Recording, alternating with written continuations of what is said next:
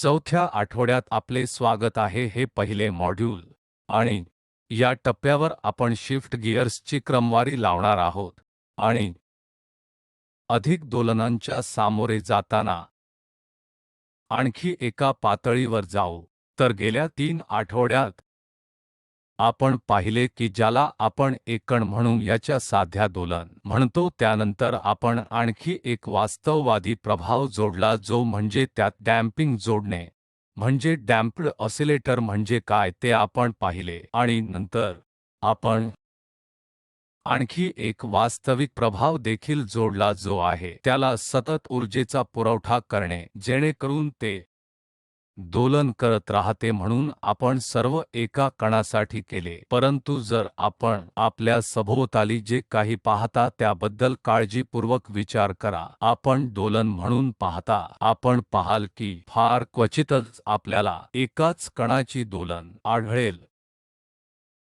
बऱ्याचदा आपण जे पाहता ते एकत्र काम करणाऱ्या कणांचा संग्रह असतो, एकत्र दोलन करत असतो. उदाहरणार्थ, मी इथे फक्त हवा ढकलतो, काही प्रमाणात दोलनांचा सेट होणार आहे आणि मी येथे हवा ढकलून निर्माण केलेला डिस्टर्बन्स पुढे सरतो. जेव्हा मी बोलतो किंवा कोणीही बोलतो तेव्हा खरे तर असेच घडते, ठीक आहे. आपण सहजपणे माझे बोलणे ऐकू शकता कारण हवेच्या माध्यमातील दाबाच्या फरकांना डिस्टर्बन्सेस आणणाऱ्या ध्वनी लहरी तयार होतात आणि त्यांचा प्रसार होतो. तर येथे यापैकी बरेच रेणू एकत्र जोडले जातात. कसे तरी ते एकत्र अधिनियमित करतात आणि त्यांना वेव्ह फॉर्मचा प्रचार करण्यास मदत करतात. तर आज आपण या जोडलेल्या घटनांचे वर्णन कसे करू यापासून सुरुवात करूया. तत्वतः आपल्याला अभ्यास करायचे आहे. जर मी मोठ्या संख्येने कण जोडले तर काय होईल? जसे 10 पॉवर 23 अणू ॲव्होगाड्रो प्रकारची संख्या. हे बऱ्यापैकी गुंतागुंतीचे होणार आहे, म्हणून आपण त्यापैकी फक्त 2 कपल केले तर काय होईल हे शिकण्यास सुरुवात करूया. एकल कण दोलनांबद्दल प्रत्येक गोष्टी पाहिल्या आहेत किंवा किमान मूलभूत गोष्टी आपण आधीच पाहिल्या आहेत आणि आता आपण कपल्ड दोलनांचा अभ्यास करण्याच्या दिशेने प्रगती करणार आहोत. जसे की आपण अनेक कण एकत्र कपल केलेले पाहू शकता आणि हे कपलिंग अनेक रूप घेऊ शकते. ती येथे 2 कण कपल करणारी स्ट्रिंग असू शकते किंवा तो स्प्रिंग असू शकतो किंवा कदाचित स्प्रिंग किंवा स्ट्रिंगसारखे भौतिक काहीही नाही. ते फक्त प्रत्येक साइटवरील संभाव्यतेचा प्रभाव असू शकतो. उदाहरणार्थ, कपलिंग अनेक रूपे घेऊ शकते. यासाठी आवश्यक नाही की नेहमी एक स्प्रिंग किंवा स्ट्रिंग किंवा आपल्याला दृश्यमान काहीतरी असेल. तर ही सर्व सामान्यीकरणे लक्षात ठेवून चला प्रयत्न करूया आणि तयार करू आणि आपण कपल्ड दोलनांचे निराकरण करू शकतो की नाही ते पाहू. आणि आपण ते करत असताना पुन्हा एकदा एका सिस्टमकडे वळून पाहण्याची चांगली कल्पना आहे जो दोलनांसाठी एक प्रकारचा नमुना आहे, तो आहे साधा पेंड्युलम. तर आपण पहिल्याच आठवड्यात हे अगदी तपशीलवार केले आहे. माझ्याकडे एक साधा पेंड्युलम आहे आणि माझ्याकडे या साध्या पेंड्युलमसाठी गतीची समीकरणे लिहिली आहेत. आपण या सर्व गोष्टी पाहिल्या आहेत आणि एकदा माझ्याकडे इक्वेशन लिहून झाल्यावर मी लगेच कोणीय फ्रिक्वेन्सी काढू शकतो आणि कोणीय फ्रिक्वेन्सी केवळ गुरुत्वाकर्षणामुळे होणाऱ्या प्रवेग g आणि पेंड्युलमची लांबी l यावर अवलंबून असते आणि यावरून मला टाइम पिरियड काय आहे हे समजणे सोपे आहे कारण मला माहित आहे की ओमेगा हे 2 पाई बाय टाइम पिरियड आहे. जर मी सबस्टिट्यूट केले तर मला साध्या पेंड्युलमच्या टाइम पिरियडसाठी मानक सूत्र मिळेल. आता एक पाऊल पुढे जाऊ, म्हणजे मी म्हटल्याप्रमाणे पुन्हा 2 दोलने कपल करू. आता आपण प्रश्न विचारू शकतो की मी 2 पेंड्युलम कपल केले तर काय? म्हणून मी काय करायचे ठरवले आहे तर असे म्हणू की माझ्याकडे एक पेंड्युलम येथे आहे आणि दुसरा पेंड्युलम येथे आहे आणि मी हे दोन पेंड्युलम एका स्प्रिंगमधून कपल करणार आहे आणि आपण असे गृहीत धरू की कॅपिटल एल येथे स्प्रिंगची लांबी आहे आणि एम हे या बॉबचे वस्तुमान आहे जे आपण येथे पाहत आहात आणि के हा स्प्रिंगसाठी स्प्रिंग स्थिरांक आहे आणि नेहमीप्रमाणे आम्ही अत्यंत आदर्शवादी कल्पना करू जे प्रत्यक्षात खरे नसू शकतात पण तरीही आदर्श प्रणालींची काही चांगली समज मिळविण्यासाठी उपयुक्त आहे तर आदर्श धारणा काय आहे तर आपण असे गृहीत धरणार आहोत की स्प्रिंग मध्ये वजन नसते स्ट्रिंगचे पण वजन नाही आणि येथे बॉब हा एक पॉइंट कण आहे या मानक गृहीतके आहेत आणि सर्वात महत्त्वाचे म्हणजे स्मॉल कोन अप्रॉक्सिमेशन या अर्थाने टिकून राहतील की जर आपल्याला साध्या पेंड्युलमच्या बाबतीत लक्षात असेल तर गतीचे अधिक योग्य इक्वेशन थीटा डबल डॉट अधिक जी बाय एल साइन थीटा हे 0 च्या समान आहे आणि आपण म्हणालो की साइन थीटा हे अंदाजे थीटाच्या समान आहे जर विस्थापन लहान असेल आणि हे गणितीयपणे लिहिले जाऊ शकते थीटा 1 पेक्षा खूपच लहान आहे म्हणून आपण या स्मॉल कोन अप्रॉक्सिमेशन ला चिटकून राहणार आहोत कपल्ड पेंड्युलमच्या बाबतीतही तर सुरुवातीला आपल्याला गतीची समीकरणे लिहावी लागतील मी प्रथम असे म्हणू की लेफ्ट हँड साइडचा पेंड्युल एक्स पेंडुलम आहे आणि असे म्हणू की मी ते एक्स ने विस्थापित करत आहे आणि राइट हँड साइडच्या पेंड्युलला मी ते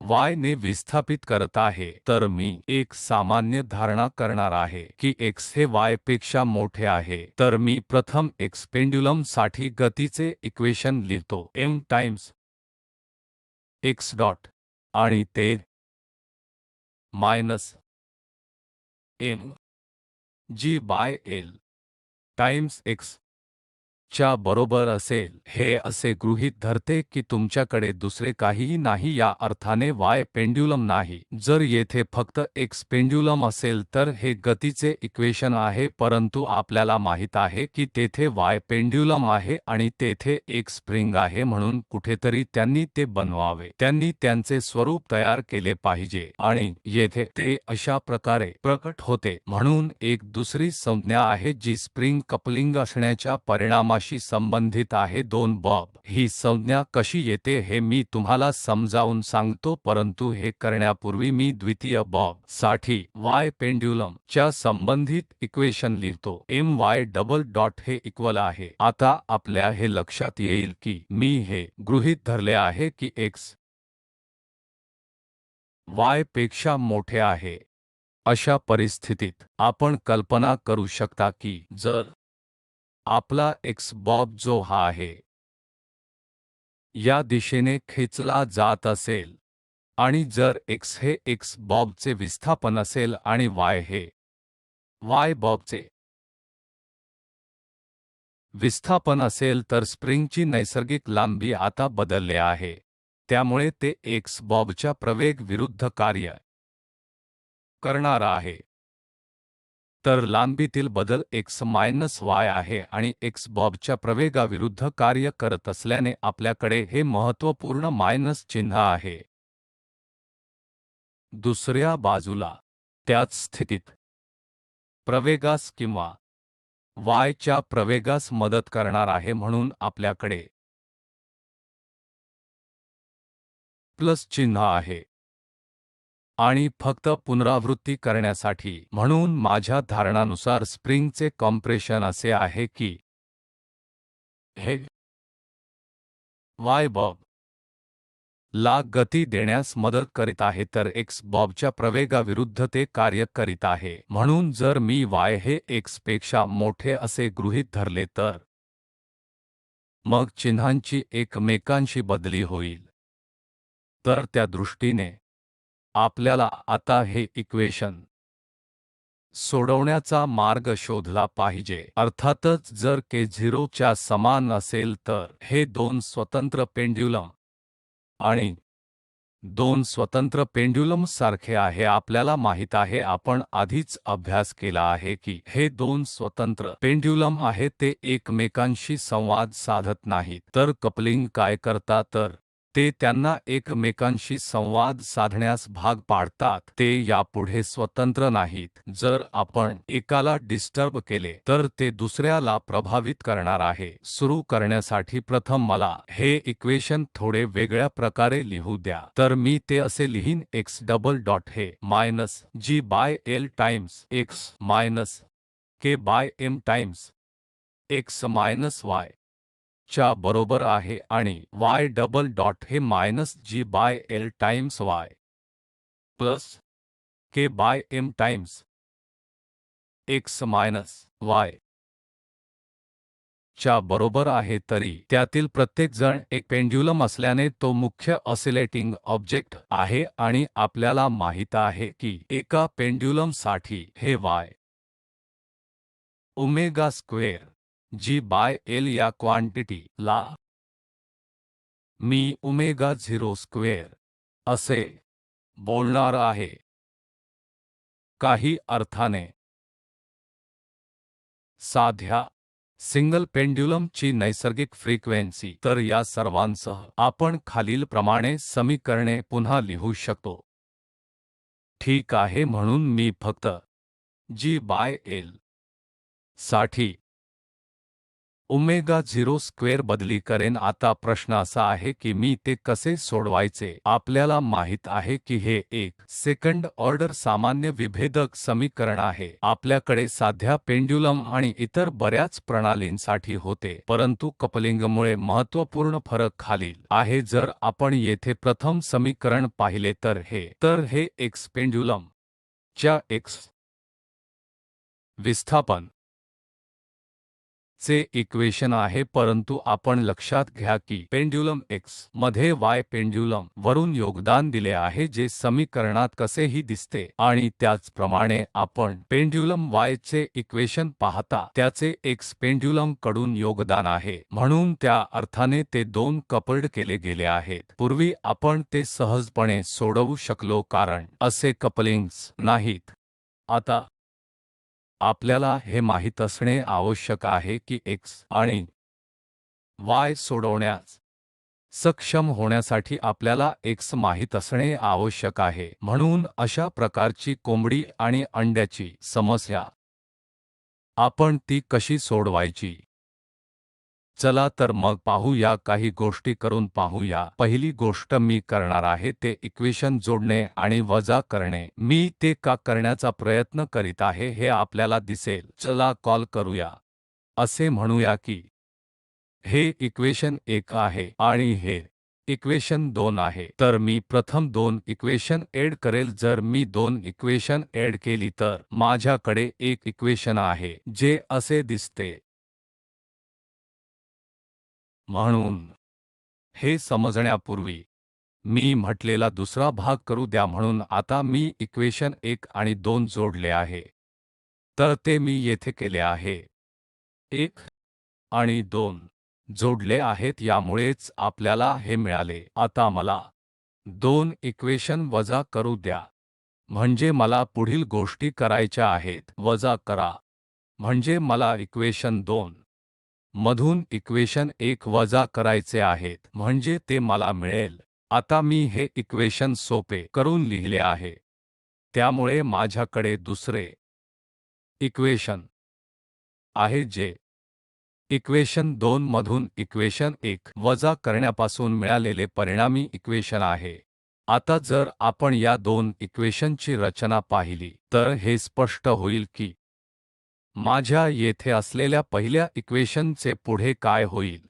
व्हेरिएबल नेहमी x प्लस y किंवा x double dot plus y double dot असे येते आणि इक्वेशनमध्ये येथे ते नेहमी x मायनस y किंवा x double dot minus y double dot म्हणून येते। म्हणजे मी खरे तर नवीन व्हेरिएबल शोधू शकतो, जे उदाहरणार्थ x प्लस y असू शकते. मी त्याला u म्हणेल,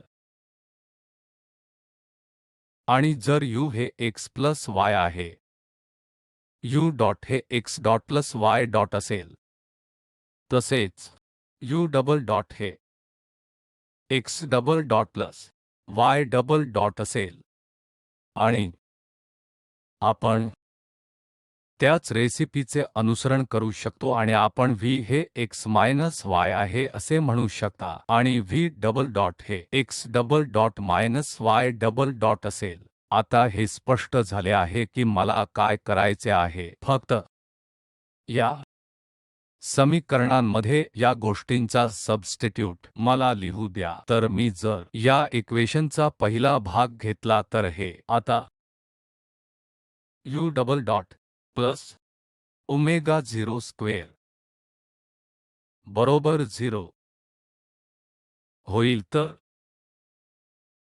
हे इक्वेशन असे होईल, x double dot minus y double dot हे v डबल डॉट आहे, तर ते असेल v double dot plus omega 0 square x minus y हे v आहे, आणि 2k बाय m ते पण v आहे. 2k by m into v हे 0 च्या इक्वल आहे.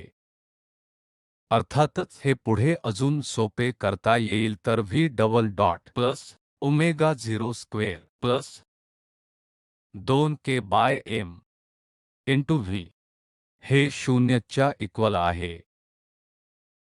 आता या दोन इक्वेशनची तपासणी करा.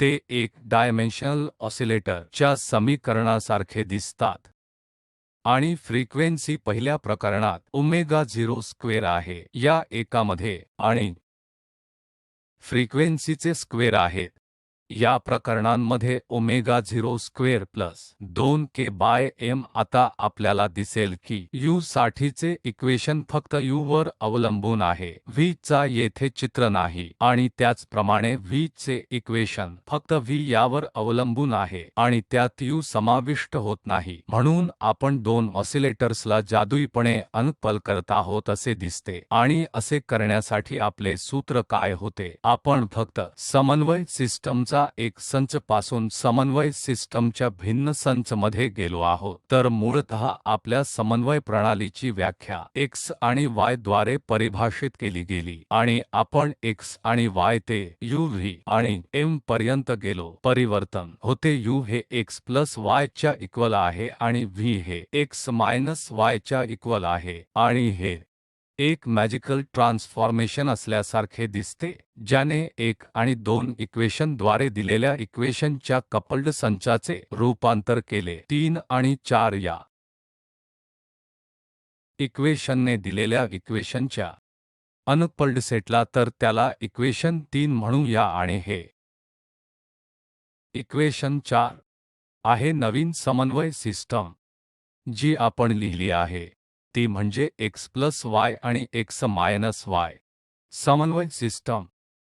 गतीची इक्वेशन आपल्या समोर आहेत, आणि मी निदर्शनास आणून दिले की आपण पाहू शकता की प्रत्येक आता स्वतंत्र इक्वेशन आहे, त्याचे हे दुसऱ्या मध्ये कपल करत नाही, तर u चे इक्वेशन v ला समाविष्ट करत नाही आणि v च्या इक्वेशनमध्ये u समाविष्ट नाही. म्हणून त्याने आपले जीवन सोपे केले, कारण ही इक्वेशन कशी सोडवावी हे आपल्याला माहिती आहे. म्हणून या इक्वेशनच्या बाबतीत हे फ्रिक्वेन्सीज आहे. ओमेगा स्क्वेअर हे ओमेगा v स्क्वेअर च्या इक्वल आहे, क्वांटिटी जे येथे आहे, आणि या इक्वेशनच्या बाबतीत फ्रिक्वेन्सीज आहेत. ओमेगा स्क्वेअर हे ओमेगा 0 स्क्वेअर प्लस 2K/m आणि आपल्याला पुन्हा लक्षात येईल की क्रॉस तपासणी म्हणून आपण K हे 0 च्या इक्वल सेट करू शकता, म्हणजे स्प्रिंग स्थिर हे 0 आहे, पहिल्या ठिकाणी अजिबात स्प्रिंग नाही. अशा परिस्थितीत आपण फक्त 2 स्वतंत्र पेंड्युलम परत मिळवाल, त्या दोघांची फ्रिक्वेन्सी ओमेगा 0 च्या इक्वल आहे. ठीक आहे, तर ते त्या प्रमाणात सुसंगत आहे. आपण V बरोबर 0 सेट करूया, ज्यामध्ये V हे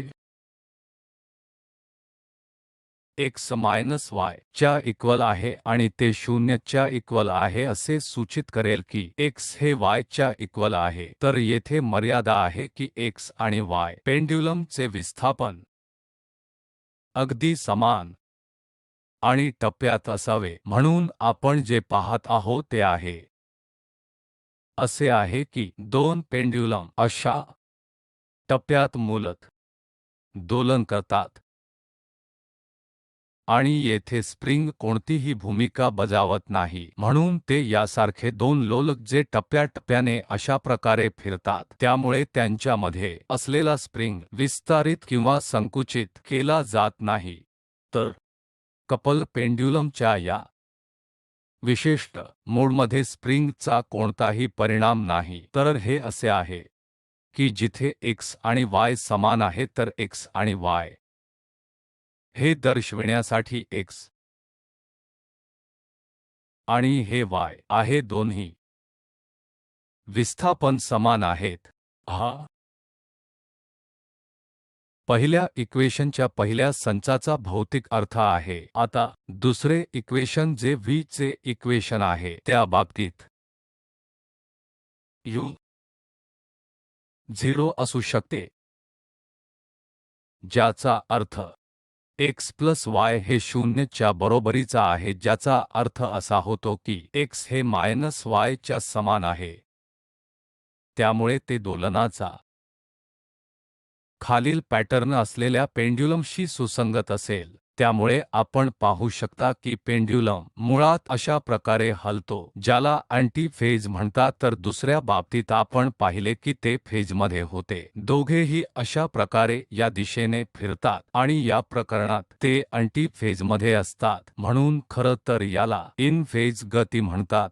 दोन्ही बॉब फेजमध्ये आहेत आणि याला अँटी फेज गती म्हणतात, कारण आपण बघू शकता की जेव्हा एक बॉब या दिशेने जाण्याचा प्रयत्न करत असतो, तेव्हा दुसरा प्रत्यक्षात विरुद्ध दिशेने जातो. म्हणून या दोन ऑसिलेटर मध्ये पायचा फेज फरक असतो. अशा प्रकारच्या हालचालीमध्ये काय होते ते म्हणजे स्प्रिंग नेहमी एकतर संकुचित किंवा विस्तारित असते. ते कधीही त्याची नैसर्गिक लांबी कधीही नसते. पहिल्या केसच्या विपरीत इन फेज ऑसिलेशनच्या बाबतीत स्प्रिंग कधीही वाढवलेला किंवा संकुचित केला जात नाही, तर स्प्रिंगचा प्रभाव अनुपस्थित आहे. म्हणूनच आपण पाहतो की फ्रिक्वेन्सी फक्त एकल पेंड्युलमची फ्रिक्वेन्सी आहे. दोन्ही पेंडुलम किंवा जरी ते स्प्रिंगने कपल केले असले तरी त्यांना प्रथम स्थानावर स्प्रिंगचा प्रभाव जाणवत नाही. दुसरीकडे अँटी फेज मोडमध्ये स्प्रिंग नेहमी एकतर, जसे तुम्ही पाहू शकता मी ज्या पद्धतीने काढले आहे ते एकतर विस्तारित किंवा संकुचित केले आहे, त्यामुळे स्प्रिंगचा प्रभाव आहे आणि म्हणूनच आपल्याकडे हे K आहे येथे येत आहे. म्हणून या प्रकरणात फ्रिक्वेन्सी स्प्रिंग स्थिरांक K वर अवलंबून असते. म्हणून दोलनांचे हे दोन पॅटर्न इन फेज आणि अँटी फेज त्यांना बहुतेक वेळा ऑसिलेशन मोड म्हणतात आणि या दोन फ्रिक्वेन्सी ला सामान्य मोड फ्रिक्वेन्सी म्हटले जाते आणि या दोन पॅटर्न्सला सामान्य मोड पॅटर्न्स म्हटले जातात. सामान्य मोड किंवा सामान्य मोड ऑसिलेशन या भागाचा सारांश देण्यासाठी आपण